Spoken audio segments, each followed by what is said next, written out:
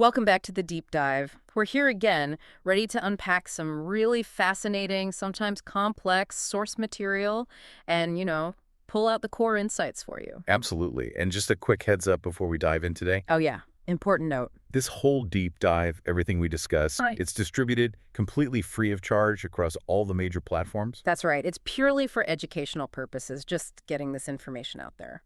So today, we're tackling something pretty foundational, I'd say. Agreed. Where are we headed? We're digging into session 24 from the early sessions, book 1 of the Seth material. Okay, the early stuff. Good context. Yeah. And this one was recorded, Monday, February 10th, 1964, 9 p.m.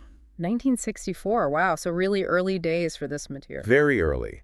And it's this incredibly rich discussion, really, Yeah. about the mechanics of the self, how we communicate internally. So what's our mission today? What are we trying to unravel from this session? Well, we're basically following Seth's lead here. He lays out this kind of blueprint for inner communication. And then he completely flips the script on how we usually think about time. Always a big topic with Seth. Definitely. And finally, he gets into what he considers the ego's biggest, maybe most tragic mistake. Which is? This decision to, deliberately split the self in two. Okay, that sounds heavy. But you mentioned this deep dive has a specific vibe. Yeah, despite the heavy topics, the session itself and how we want to approach it is, relaxed, maybe even a bit humorous in places. Good. Because diving into the ego's tragic mistakes could use a little lightness, couldn't it? Right. It promises to be pretty mind-bending, but hopefully in an enjoyable way. So, setting the scene, how does the session even start? 1964. It's actually kind of funny. The session apparently starts right after Jane Roberts and Rob Butts, that's Ruburt and Joseph in the Seth transcripts, got back home. From doing what? From buying some new tech. Yeah. Probably the tape recorder they used for later sessions. They just finished setting it up. Huh. That's perfect. So they're wrestling with, plugs and wires. Exactly. Dealing with the most mundane physical stuff. And then, boom, straight into channeling non-physical consciousness. You got it. And Seth definitely notices. Later on, he makes this slightly amused, maybe slightly disdainful comment about their new electronic toy. Classic Seth. A bit of cosmic side-eye for our gadgets. Seems like it. But the session itself actually kicks off because Jane, or Ruburt, is feeling really nervous. Ah, the pre-session jitters. That comes up a lot, doesn't it? It does. And Joseph, Rob, asks Seth directly, why does she still get so tense before these things, even after doing quite a few already? And Seth has an answer, I assume. Oh, yeah. He doesn't hold back. He starts by saying Ruburt is often slightly dubious and doubtful, which, makes sense for the person acting as the channel. Sure, the conscious mind is still right there. But the main issue, Seth says, is the sheer disruption that happens when the inner self is allowed to operate freely. Disruption. How so? Well, this free operation, it really rattles the ego. Seth says it upsets that all-present ego and would seem sometimes to drive it to distraction. Drives it to distraction. Okay, so the ego is not a fan of this process. Not at all. Think about it. The ego thrives on predictability, on linear thought, on control. Right. And when these inner senses start working outside that neat little box, the ego basically hits the panic button. It sees it as a threat to its whole setup. It's like the conscious mind is the security guard, and the inner self just waltz through the main gate without checking in. Exactly. And the guard's freaking out because the ego's job is boundary patrol, right? Expansion isn't really in its vocabulary, not in that way. So any glimpse of inner data feels like chaos, like reality is breaking down. Precisely. And then, almost as a side note, Seth adds this little bit of, self-confidence. Oh, what does he say? He observes that his own excellent dissertations begin at the exact moment when Ruburt does not have a thought in her head. Huh. Okay, so a little pat on the back for himself there. A little bit, yeah. Yeah. It's a nice touch of personality, isn't it? Even a non-physical consciousness likes to point out when it's doing a good job. It really is. It grounds the whole thing somehow. But okay, that starting point, the egos freak out about inner data. That seems like a perfect lead-in to our first main section. Absolutely. It takes us right into the challenge of actually using those inner senses. Right, so the jitters, the ego's resistance. Yeah. It all points to this core problem Jane Ruburt is facing. And it's not just her problem, is it? It's really the challenge for anyone trying to tap into intuition or, non-physical information. Which is? It's the desire to know exactly where it's coming from Mm. and wanting the answers packaged neatly, logically, so the conscious mind can just digest it instantly. Yeah, like wanting a user manual and a flow chart for your intuition. Pretty much. But Seth explains that, especially early on, that's just not how it works. The conscious mind is only really equipped to handle the after effects, not the actual source transmission. So it's like trying to understand radio waves by looking at the speaker cone vibrating. That's a great analogy. He describes their current way of communicating the words, the basic images, as being tuned into just one very narrow channel. Out of a much bigger spectrum. Exactly. Like Yeah. a massive multi-dimensional broadcast. And they're catching just a tiny fraction of the signal. And he has some specific ways of describing that limited signal, doesn't he? He does. Yeah. Really evocative ones. He says it's like getting one thin, wispy signal. Okay. Or maybe one tinny distant sound. I can picture that. Faint. Or even one clouded, foggy image. Barely there. Hard to make out. That really resonates, actually, because isn't that how it feels when you're learning anything new and complex? Absolutely. Whether it's this kind of inner exploration or, say, advanced science, you start with that wispy signal. You grasp maybe one thread, one vague shape of an idea. But the full picture, the richness, the context, it's still mostly hidden in the fog. Right. The texture is missing. But Seth offers some hope here. Oh, good. What's the hope? Proficiency. As the student, as Ruburt in this case, gets better at using and controlling these inner senses, the sessions themselves will gain much greater dimension. So the signal gets stronger. Not just stronger, but wider, Yeah. deeper, Yeah. clearer. It's a dimensional shift, not just a volume increase. And he uses another analogy for this, right? Something about movies. Yeah, a really fantastic one. He compares their early blurry experiences to the early movies. The stills without sound, the grotesque jerky motions. Okay, like those old flickering silent films. Exactly. And he contrasts that with what they will eventually achieve, which he calls the latest Technicolor achievements. Full fidelity, full dimension.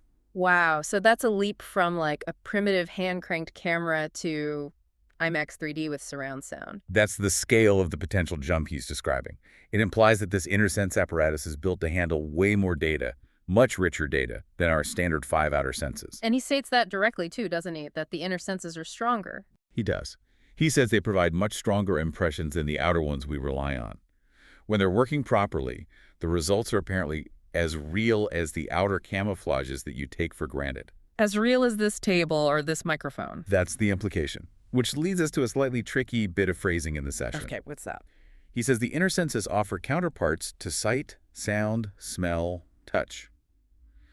But they are, and this is the quote, embellished by inner counterparts of width and existence. With an existence, what does that mean? It sounds very abstract. It is abstract because we don't really have the framework for it. He seems to be pointing beyond our usual 3 dimensions plus time. How so? Our outer senses locate things in space and time, right?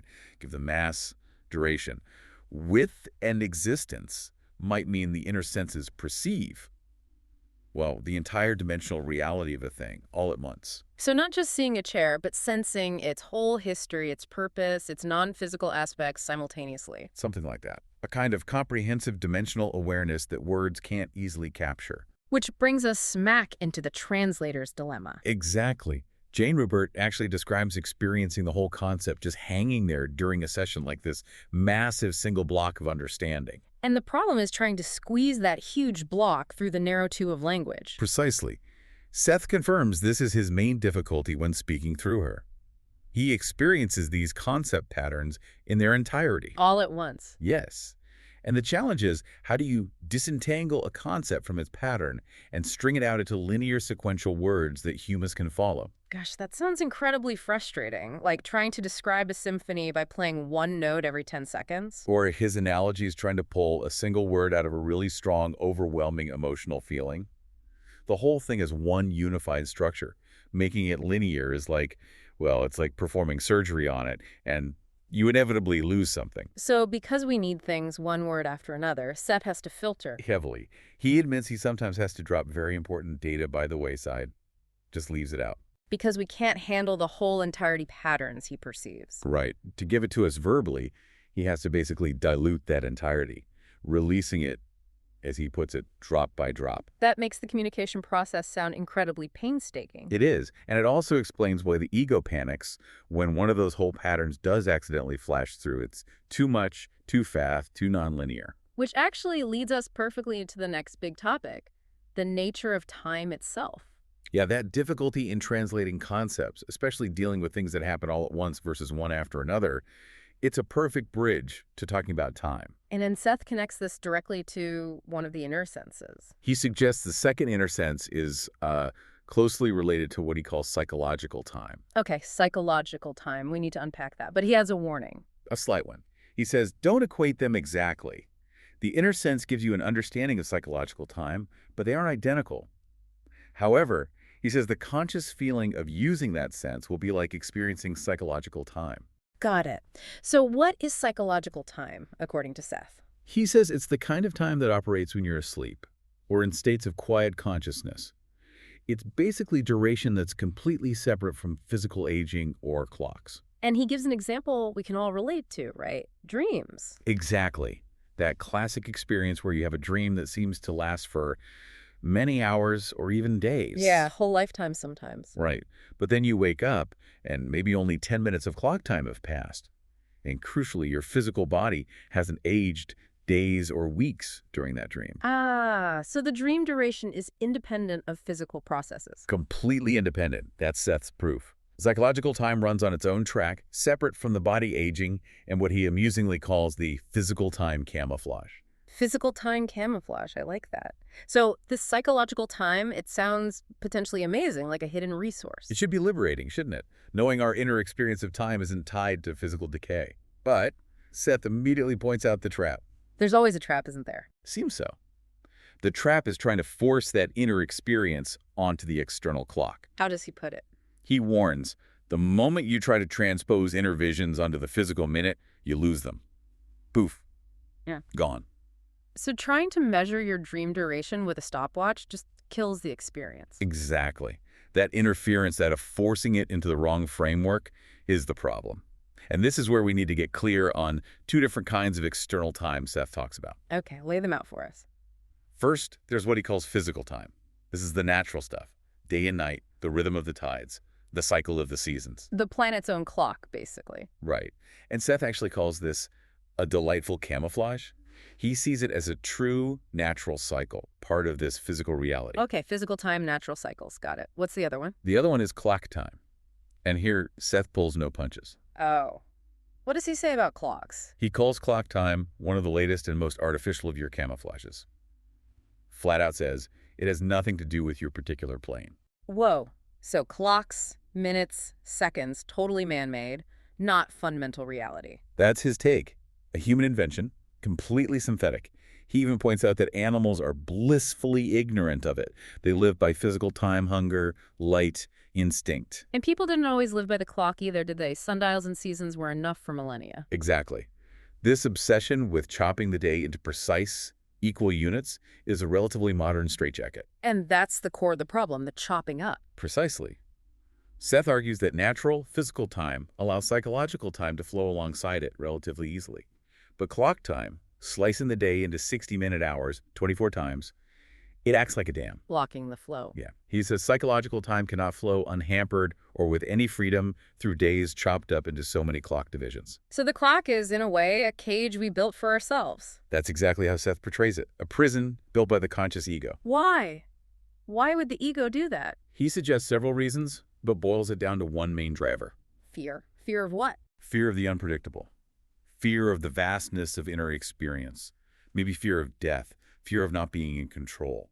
By chopping time into tiny manageable bits, the ego feels like it can control life, keep things predictable. But in doing so, it cut us off from something vital. Yes, and that, Seth states, is one of man's tragedies.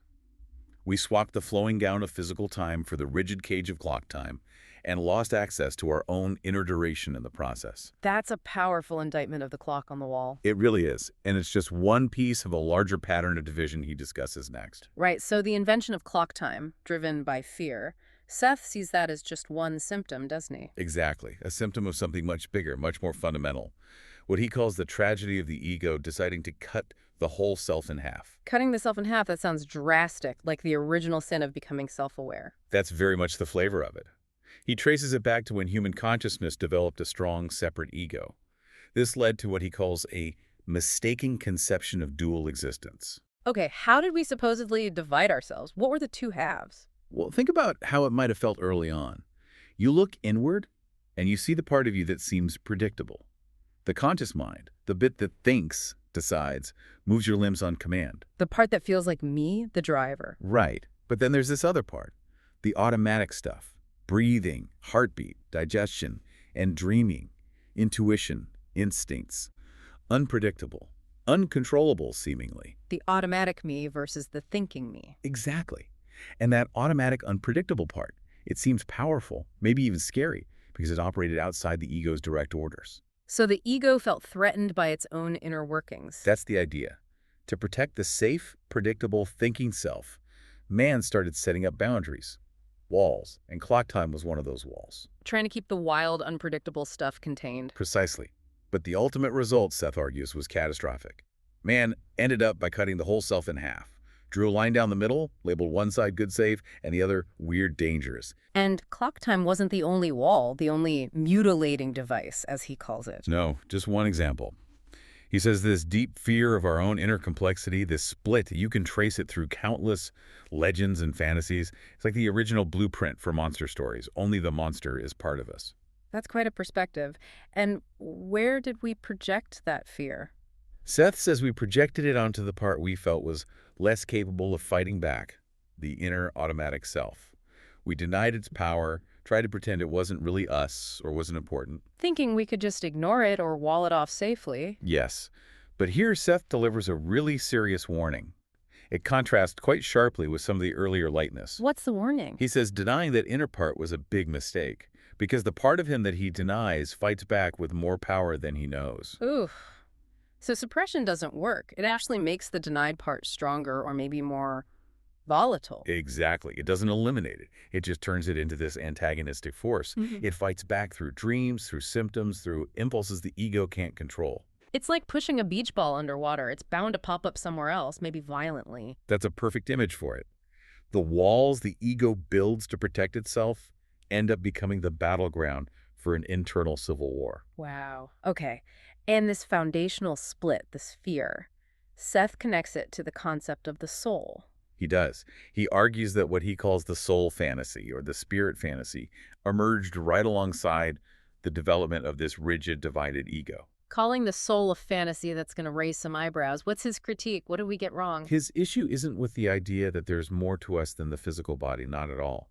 The problem is with the definition that arose from the divided ego. How so? The soul fantasy, as he sees it, is a disadvantage because it takes one aspect of the whole self, the spiritual, eternal bit names it soul, and then sets it up in opposition to the other part, the physical self. So it reinforces the very division it was perhaps trying to understand. Soul versus body, spirit versus matter. Exactly. Instead of seeing a unified whole expressing itself physically and non-physically, we created another duality. We tried to grasp the immense reality of our being, but forced it into the ego's preferred format. Right. Separate boxes, good versus bad, permanent versus temporary. And this led to some strange ideas. Seth think, though, he called the resulting superstitions ludicrous and pathetic. His main example, giving the immaterial inner self a home made out of physical camouflage patterns. Meaning literal physical concepts of heaven and hell, places with landscapes, geography, maybe even clocks. We took our limited physical understanding and slapped it onto the non-physical realm. Creating a spiritual afterlife that looks suspiciously like a slightly altered version of Earth. Right. Limited, divided, just like the physical world the ego knew. But yeah, Seth does concede one positive outcome of this clumsy soul fantasy. Okay, what's the upside? Despite the conceptual mess, it did force humanity to confront the reality of continued existence.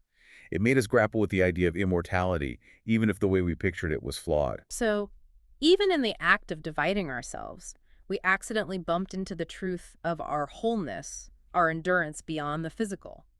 Kind of a beautiful irony, isn't it? Yeah. A roundabout path, but it pointed towards a deeper reality. It really is.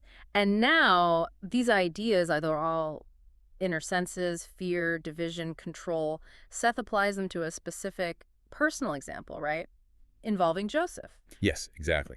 After laying out all this quite heavy theory about the divided self and fear, he brings it right down to earth with a recent experience Joseph, Rob Butts, had. And this experience demonstrated these principles in action. Perfectly. Seth describes it as a beautiful, if haphazard, experience. Basically, the conditions were just right, and suddenly a door to Joseph's inner consciousness swung open. Unplanned. Spontaneous. Just happened. Right. And the humor comes from the fact that Joseph, being relatively new to this kind of direct inner perception, was completely unprepared. What does Seth say about his reaction? He notes, with perhaps the touch of amusement, you didn't know how to open it any further, and if I may say so, you didn't even know how to close it. Huh. So he's stuck in the doorway getting blasted with whatever was coming through. Pretty much. Stuck and overwhelmed. It's the classic scenario. The inner senses switch on before the conscious mind has learned any kind of volume control or navigation skills. Seth contrasts this with an earlier time Joseph had a similar opening. Yeah, apparently an earlier one was triggered by sheer panic, like calling out for help internally. But this time, Seth says, the door opened because of desire and curiosity sparked by their ongoing sessions. Progress. That's still scary. Oh, yeah. Seth adds, Joseph was still scared to death. The curiosity opened the door, but the fear was still very much present. So what did Joseph actually experience when that door opened? Seth calls it an onrush, or should I say onslaught, of data in its pure form. An onslaught. Not gentle, then. Apparently not. He describes it rushing through the inner senses like a wind in kaleidoscope. Wow, wind and kaleidoscope. That's a powerful image. So not linear information, but patterns, colors, movement all at once. That's the sense of it. Pure, unfiltered whole concept patterns flooding his awareness, way too fast and dense for a beginner to process or sort through. Okay, sensory overload, but internally generated. And how did Joseph try to cope with this onslaught? This is where Seth describes Joseph performing what he calls a rather hilarious feat. Hilarious feat. What did he do? Lacking any internal controls, Joseph instinctively tried to use his outer senses, his physical eyes and ears, to make sense of the inner data. Wait, he tried to listen with his ears to something happening inside his head? Essentially, yes. And then he tried to somehow project that back inwards. He was trying to translate this non-physical kaleidoscope using his normal physical sense organs, like trying to see radio waves. Yeah. It just doesn't compute. Okay, I can see why Seth found that hilarious. It's completely cross-wired, and this led to a specific panic trigger. It did. A specific sensory distortion caused by this mismatch. Seth nails it with one critical line. You felt sound. Felt sound. Not heard it, but felt it. Exactly. This is key. The inner senses, Seth suggests, don't always keep sight and sound and feeling in separate boxes like our outer senses do. It's more holistic. Jane sometimes reported hearing colors or music internally. Joseph, in this state, was feeling the vibration or essence of sound, but not through his ears. And Seth says this feeling sound was actually accurate, faithful to the inner senses. Yes, that's what he implies. It was the raw data coming through in its pure, maybe synesthetic form. But because Joseph didn't hear it with his ears, because it wasn't coming through the expected channel? His conscious mind panicked, couldn't process it. And in that panic, he formed a specific image. Mouths that could not speak. Mouths that couldn't speak. Why that image? Seth clarifies, this wasn't some objective reality Joseph perceived in the inner worlds.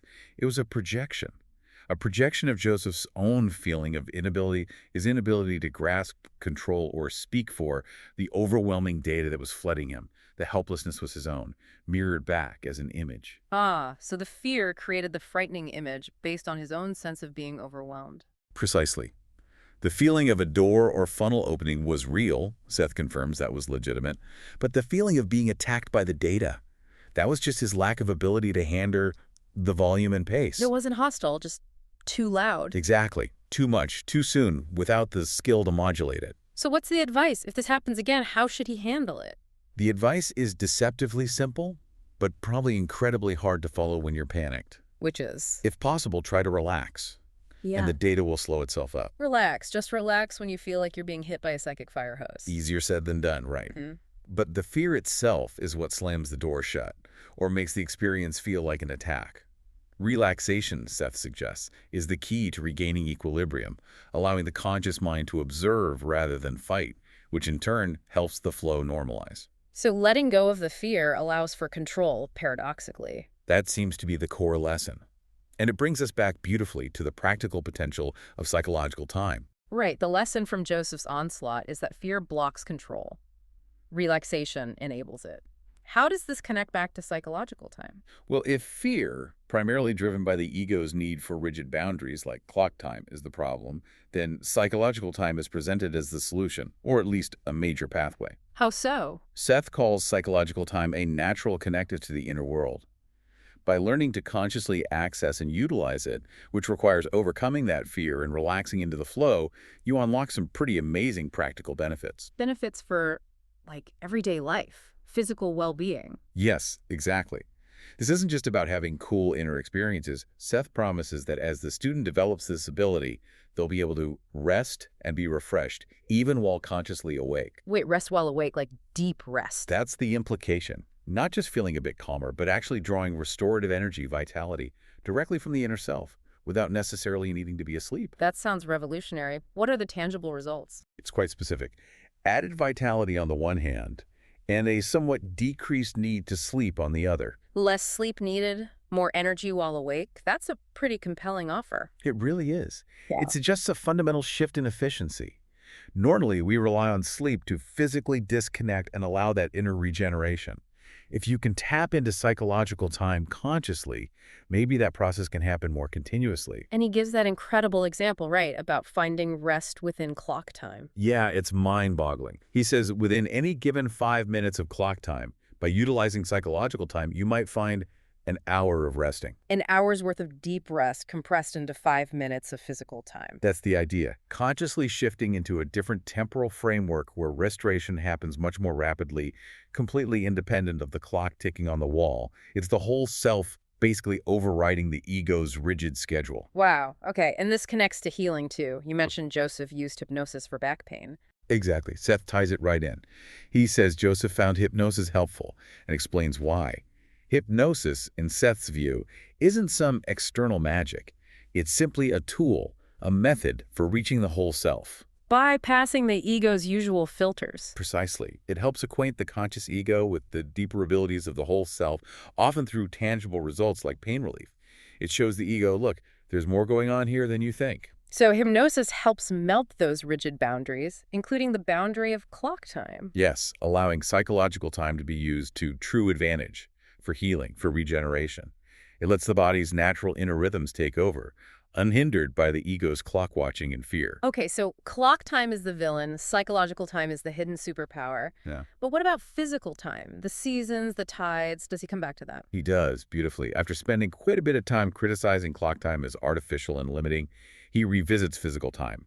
He even sort of apologizes for his clumsy attempt at being poetical, which is charming. Huh.